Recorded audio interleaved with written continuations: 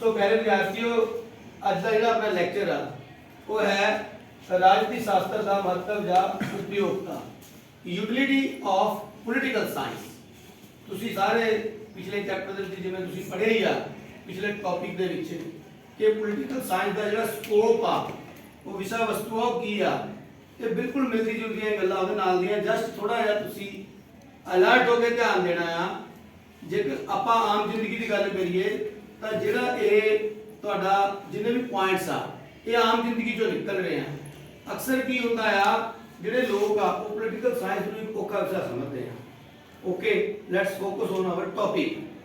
सब तो पहली गल आ राज बारे ज्ञान, ठीक है जी, knowledge about state.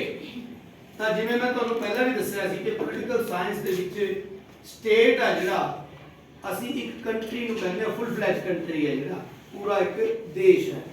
So political science का सब तो पहला जिहड़ा महत्व या उपयोगिता है that is to provide full knowledge about a country और अबाउट ए स्टेट। किसी भी देश बारे पूरी जानकारी देना कि वो देश किस तरह का है, उसका जन्म किस तरह होया, उस देश का, उस देश की संस्कृति, उस देश के विच राज प्रबंध, बेसिकली पोलिटिकल साइंस दे विच असीं जिहड़ा उसदा शासन प्रबंध है या राज प्रबंध बारे ही अध्ययन करते हैं। And the second point is सरकार बारे ज्ञान। हुण किसी भी देश नूं चलाउण दे लई उत्थे एक सरकार होनी जरूरी है। सरकार का कोई भी रूप हो सकता है। वो सरकार लोकतंत्री भी हो सकती है, वो सरकार राजतंत्र भी हो सकता है, वो सरकार किसी राजे के अधीन भी काम कर सकती है, वो सरकार किसी प्रधानमंत्री के अधीन भी काम कर सकती है, वो सरकार किसी राष्ट्रपति के अधीन काम कर सकती है। सो सरकार का रूप कोई भी हो सकता, उसकी असी जानकारी हासिल करते हैं पोलिटिकल साइंस राइट, ठीक है ना। द गवर्नमेंट में भी डिक्टेटरशिप और डेमोक्रेटिक और hierarchy system, as we know that there is a system of kingship. So many countries ਜਿਹੜੇ ਆ ਉਹ ਸਾਰੇ ਹੀ ਰਾਜਿਆਂ ਦੇ ਅਧੀਨ ਸੀ ਤੇ ਹੁਣ ਜਿਹੜਾ ਡੈਮੋਕ੍ਰੇਸੀ ਹੈ ਜੋ। ਸੋ ਸਰਕਾਰ ਬਾਰੇ ਜਿਹੜਾ ਅਸੀਂ ਗਿਆਨ ਆ ਉਹ ਪੋਲੀਟੀਕਲ ਸਾਇੰਸ ਪੜ੍ਹ ਕੇ ਪ੍ਰਾਪਤ ਕਰ ਸਕਦੇ ਹਾਂ। ਦਾ ਨੈਕਸਟ ਪੁਆਇੰਟ ਇਜ਼ ਅਧਿਕਾਰ ਅਤੇ ਕਰਤੱਵ, our duties and our rights. ਅੱਜ ਜਿਹੜਾ ਅਜੋਕਾ ਯੁੱਗ ਹੈ ਉਹ ਆਪਾਂ ਜੇ ਘਰ ਦੇ ਵਿੱਚ ਵੀ ਇੱਕ ਬੱਚਾ ਹੋਵੇ, ਮਾਂ ਬਾਪ ਨੂੰ ਕਹਿੰਦੇ ਆ ਤੈਨੂੰ ਸ਼ਰਮ ਨਹੀਂ ਆਉਂਦੀ ਕਿ ਤੇਰੀ ਡਿਊਟੀ ਬਣਦੀ ਸੀ ਹਨਾ, ਆਪਾਂ ਜੁੱਕੇ ਭਾਂਡੇ ਜੀ ਉਹ ਜਾ ਕੇ ਆਪਾਂ ਨੇ ਕਿਚਨ ਦੇ ਸੈਂਕ ਰੱਖਣੇ ਨਹੀਂ। It is culture. ਹੁਣ ਪੂਰੇ ਵਰਲਡ ਦੇ ਕਲਚਰ ਹੋ ਗਿਆ ਆ ਕਿ ਜਿਹੜਾ ਬੰਦਾ ਆ ਉਹ ਆਪਣੀ ਡਿਊਟੀਜ਼ ਆ ਜਿਹੜੀ ਆ ਉਹ ਆਪ ਕਰੇ। So political science is a great platform to provide you your fundamental rights and your duty. And what are their rights and duties? They are regarding the administration, they are regarding our fundamental rights, just like liberty, just like right to freedom, just like right to express our ideas. मतलब सानू कई तरह के अधिकार प्राप्त, gene का अधिकार, स्वतंत्रता का अधिकार, किते भी आन जान का अधिकार। Even we can appeal in court if somebody is cracking our rights. जे साडे अधिकारां नूं कोई खनन कर रहा तां असीं अदालत विच भी जा सकते हां। पर वो अधिकारां दी सानूं जानकारी कित्थों मिलदी है? पोलिटिकल साइंस पढ़ के। And the next thing is our duties. साडियां कुछ साडे माता पिता प्रति, साडियां कुछ साडे देश प्रति, साडियां कुछ साडे स्कूल के प्रति, साडियां कुछ साडे सहपाठियां के प्रति, साडियां कुछ साडे अध्यापकों के प्रति। There are so many types of our duties. When you read political science then you can observe what are the our duties, and when you find your duties then you can become a good citizen. ਤੁਸੀਂ ਚੰਗੇ ਨਾਗਰਿਕ ਬਣ ਸਕਦੇ ਹੋ ਜਦੋਂ ਤੁਹਾਨੂੰ ਤੁਹਾਡੇ ਅਧਿਕਾਰਾਂ ਤੇ ਕਰਤੱਵਾਂ ਬਾਰੇ ਜਾਣਕਾਰੀ। एंड नेक्स्ट थिंग इज कानून ਅਤੇ ਕਾਨੂੰਨ ਨਿਰਮਾਣ, law and legislature। ਤੁਸੀਂ ਹੁਣ ਸਾਰੇ ਬੈਠੇ ਹੋ, ਤੁਸੀਂ ਸਾਰਿਆਂ ਨੇ ਵਰਦੀ ਪਾਈ ਹੋਈ ਹੈ। Why dress, yes yes dress तो है बट इट इज रूल। एक कानून है, एक लॉ है कि ਤੁਸੀਂ ਸਾਰੇ ਡਰੈਸਡ ਆਓਗੇ ਤਾਂ ਜੋ ਸਾਡੀ ਨਿਗਾਹ ਕਿਸੇ ਪਾਰਟਿਕੂਲਰ ਬੱਚੇ ਤੇ ਨਾ ਜਾਵੇ, ਤੁਸੀਂ ਸਾਰੇ ਇਕੁਅਲ ਲੱਗੋ। ਸੋ ਇਹ ਕਾਨੂੰਨ ਬਣਾਉਂਦਾ ਕੌਣ ਹੈ ਜੀ? ਯੈਸ, ਵੈਰੀ ਗੁੱਡ, ਗਵਰਨਮੈਂਟ ਬਣਾਉਂਦੀ ਹੈ।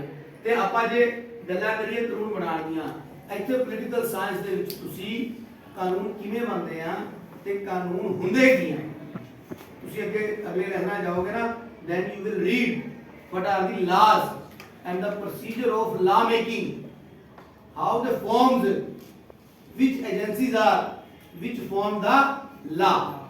इंग्लिश वाले बेटे वो नोट करी जाओ, ठीक है, क्योंकि जो मैं एक बार बोल दिया कोई रिपीट नहीं होना।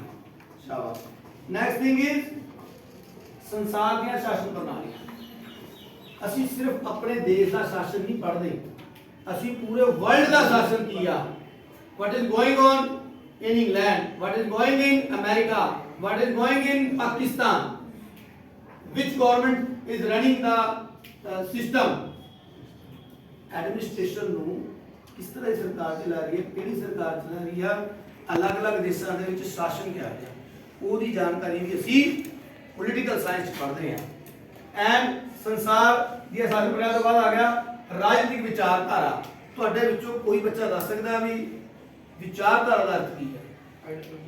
ਸ਼ਾਬਾਸ਼।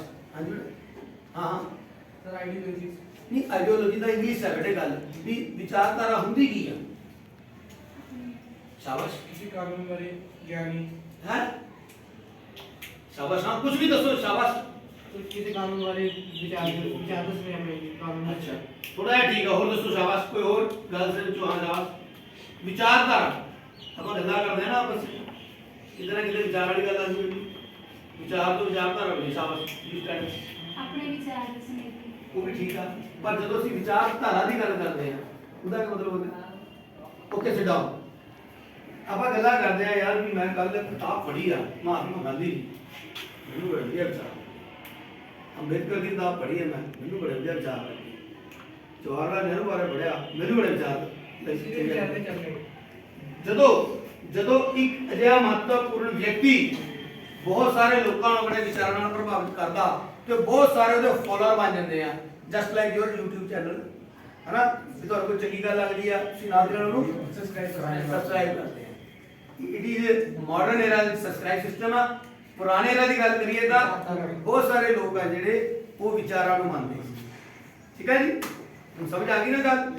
हुण याद रखूगा, ये एग्जांपल लिख लो सब्सक्रिप्शन वाली, ठीक। विचारधारा नाल जुड़ी गल आ, जदों असीं किसी पर्टिकुलर जिहड़ा कोई राजनीतिक विचारवान आ ਉਹਦੇ ਵਿਚਾਰਾਂ ਨੂੰ ਸਮਝਦੇ ਆ, when we understand the ideology of a political person, that means the political ideology, ठीक है जी, ਇਹਦਾ ਅਰਥ ਹੈ ਕਿ ਅਸੀਂ ਉਹ ਵਿਚਾਰਧਾਰਾ ਨੂੰ ਮੰਨਦੇ। And the very next thing is ਦੇਸ਼ ਦੀਆਂ ਸਮੱਸਿਆਵਾਂ, ਪ੍ਰੋਬਲਮਸ ਆਫ ਆਰ ਕੰਟਰੀ। ਹੁਣ ਸਾਡੇ ਦੇਸ਼ ਦੇ ਵਿੱਚ ਕਈ ਤਰ੍ਹਾਂ ਦੀ ਸਮੱਸਿਆਵਾਂ ਹੈ ਜਿਹੜੀਆਂ ਸਾਰੇ ਨਾਗਰਿਕਾਂ ਨੂੰ ਬਰਾਬਰ ਸਭ ਉਹਨਾਂ ਸਮੱਸਿਆਵਾਂ ਨਾਲ ਜੂਝਣਾ ਪੈਂਦਾ ਹੈ। ਹਾਂਜੀ ਤੁਸੀਂ ਦੱਸ ਸਕਦੇ ਹੋ ਸਾਡੇ ਦੇਸ਼ ਦੇ ਅੱਗੇ ਕਿਹੜੀ ਸਮੱਸਿਆਵਾਂ? ਸ਼ਾਬਾਸ਼ ਮੈਡਮ, ਸ਼ਾਬਾਸ਼ ਸ਼ਾਬਾਸ਼, ਤੂੰ ਬਾਤ ਦੱਸੀ। ਹਾਂ ਸ਼ਾਬਾਸ਼, कोई भी समस्या देश की, शाबाश, कुछ भी डाल दे। हाँ नहीं, देश में कोई समस्या नहीं, शाबाश। हाँ तुसी दसो बेटा। यस तुसी खड़े हो ना, कोई देश की समस्या, साडे मुल्क में कोई समस्या है? शाबाश। वो पीछे बच्चा है, बिजली की समस्या, गुड। और गंदगी की समस्या। हाँ जिस इधर आओ, अनपढ़ता और वो पॉलिटिकल नहीं है, डाउन अनपढ़ता, अबे और शाबाश गरीबी, ਇਹਦਾ ਮਤਲਬ ਤੁਹਾਨੂੰ ਪਤਾ ਇਹ ਸਾਡੇ ਦੇਸ਼ ਦੀਆਂ ਸਮੱਸਿਆਵਾਂ ਹੈ, ਅਨਪੜ੍ਹਤਾ, ਬੇਰੁਜ਼ਗਾਰੀ, ਭ੍ਰਿਸ਼ਟਾਚਾਰ, ਹਨਾ, ਬਿਜਲੀ ਘੱਟ ਆਉਂਦੀ ਆ, ਤਾਂ ਅਸੀਂ ਐਸੀਆਂ ਸਮੱਸਿਆਵਾਂ ਵੀ ਪੋਲੀਟੀਕਲ ਸਾਇੰਸ ਪੜ੍ਹਦੇ ਆ। ਜਦੋਂ ਤੁਸੀਂ ਪਲੱਸ 2 ਚ ਹੋ ਜਾਓਗੇ ਤਾਂ ਤੁਹਾਨੂੰ ਉਹ ਸਮੱਸਿਆਵਾਂ ਦੇ ਬਾਰੇ ਅਸੀਂ ਅਧਿਐਨ ਕਰਾਂਗੇ, ਠੀਕ। ਐਂਡ ਅੰਤਰਰਾਸ਼ਟਰੀ ਸਮੱਸਿਆਵਾਂ, ਹੁਣ ਇਹ ਤਾਂ ਹੋ ਗਿਆ ਆਪਣੇ ਦੇਸ਼ 'ਚ, ਕੁਝ ਇੰਟਰਨੈਸ਼ਨਲ ਪ੍ਰੋਬਲਮ ਵੀ ਹੈ। ਕੋਈ ਇੰਟਰਨੈਸ਼ਨਲ ਪ੍ਰੋਬਲਮ ਦੱਸਦਾ? ਵੈਰੀ ਗੁੱਡ, ਸ਼ਾਬਾਸ਼ ਸ਼ਾਬਾਸ਼। ਹਾਂ हाँ वेरी गुड, पर वो हेल्थ ਨਾਲ ਰਿਲੇਟਡ ਆ। शाबाश बैठो। कोई समस्या दस सकते हो? ਕਰਜ਼ੇ ਦੇ ਉੱਤੇ ਹਾਂਜੀ ਕਰਜ਼ਾ ਅੰਤਰਰਾਸ਼ਟਰੀ ਕਰਜ਼ਾ ਹੁੰਦਾ ਜਿਹੜਾ ਇੰਟਰਨੈਸ਼ਨਲ ਡੈਬਿਟ ਕਰਜ਼ਾ ਤੇ ਅੰਤਰਰਾਸ਼ਟਰੀ ਕਰਜ਼ਾ ਬਿਲਕੁਲ ਠੀਕ। ਕਈ ਦੇਸ਼ ਜਿਹੜੇ ਗਰੀਬ ਆ ਉਹ ਵਰਲਡ ਬੈਂਕ ਤੋਂ ਕਰਜ਼ੇ ਲੈਂਦੇ ਆ, ਉਹ ਵੀ ਸਮੱਸਿਆ। ਹੋਰ ਦੱਸੋ ਕੋਈ ਕਾਮਨ ਸਮੱਸਿਆ? ਗੱਲ ਸੀ ਹਾਂ ਸ਼ਾਬਾਸ਼। ਇੰਟਰਨੈਸ਼ਨਲ ਕਰਪਸ਼ਨ ਕਰਪਸ਼ਨ ਤਾਂ ਠੀਕ ਹੈ ਬਟ ਐਪਰੋਪਰੀਏਟ ਨਹੀਂ ਆ। ਸ਼ਾਬਾਸ਼। ਹੋਰ ਕੋਈ? ਹੋਰ ਸ਼ਾਬਾਸ਼। Okay, have you seen the border of India? ਉੱਥੇ ਕਿਹੜੀ ਸਮੱਸਿਆ ਪੈਦਾ ਹੁੰਦੀ ਹੈ?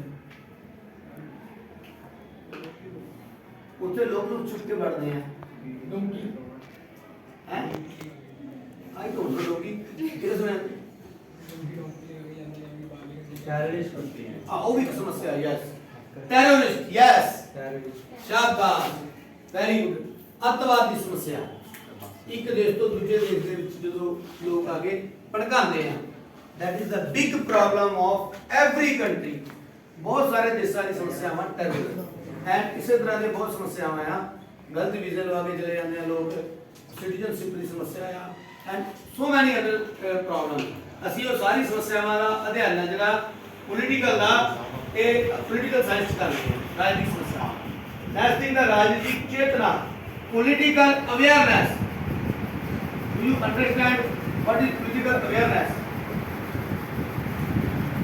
When you know any party, ਜਦੋਂ ਤੁਸੀਂ ਕਿਸੇ ਪਾਰਟੀ ਬਾਰੇ ਜਾਣਕਾਰੀ ਲੈਂਦੇ ਆ, when you get the knowledge about different types of party and different types of leaders, that means you are gaining political awareness।